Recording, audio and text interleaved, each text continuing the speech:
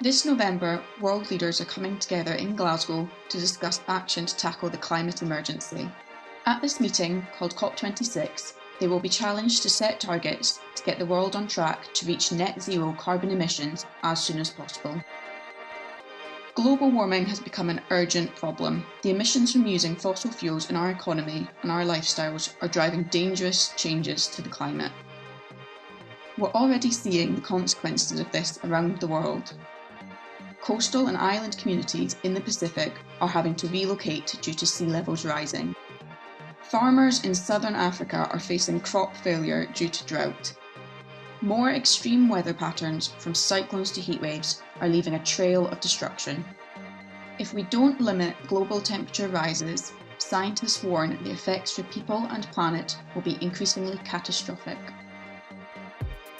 As world leaders prepare to meet in November, we want to send them a really clear message about the need to act together with urgency to address this problem.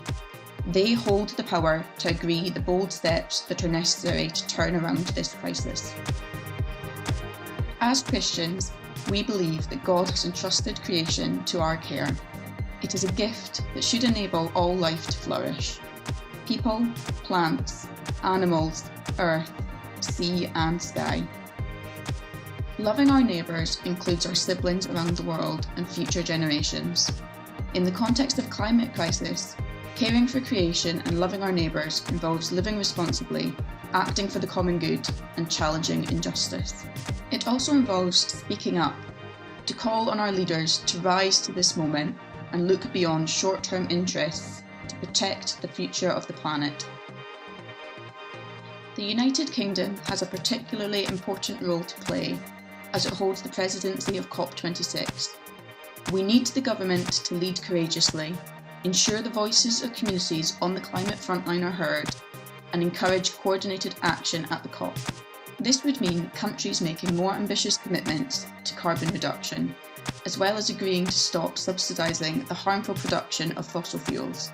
The COP should also establish new sources of international financing for climate-related loss and damage to help people already suffering the effects of climate change. It's been a difficult year for many of us, but let's remember the strength we have when we come together in a crisis. By speaking up for climate justice, we can send a powerful message that we want action to ensure God's good world and all its people can thrive.